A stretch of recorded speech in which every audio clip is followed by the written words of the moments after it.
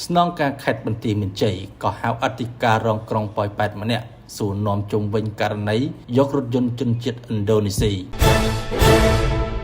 ក្រោយបែកធ្លាយជុំវិញករណីយករថយន្តជនជាតិឥណ្ឌូនេស៊ីក្នុងប្រតិបត្តិការបង្ក្រាបបទល្មើស scam អនឡាញអធិការរងក្រុងប៉ោយប៉ែតម្នាក់ត្រូវបានស្នងការនគរបាលខេត្តបន្ទាយមានជ័យក៏ហៅសាកសួរនៅថ្ងៃទី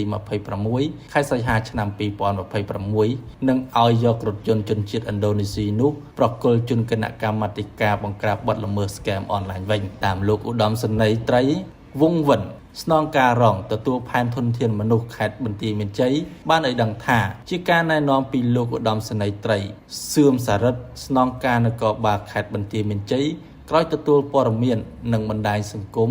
បានផ្សព្វផ្សាយពីលោកវីរៈសេនីយ៍តូវ៉ែនសុភ័ក្រអធិការរងទទួលផែនព្រហ្មទណ្ឌក្រុងប៉ោយប៉ែតបានយករថយន្តមួយគ្រឿងរបស់ជនជាតិឥណ្ឌូនេស៊ីមកជិះនៅពេលដកហូតក្នុងករណីបង្ក្រាបបទល្មើសអនឡាញ scam កាលពីកន្លងទៅនៅក្រុងប៉ោយប៉ែតលោកបញ្ជាក់ថាមិនមានការខាត់ខ្លួនអធិការរូបនេះទេដោយគ្រាន់តែហៅមកសាកសួរតាមវិធីកងកម្លាំងនគរបាលនិងមកដល់រសៀលថ្ងៃទី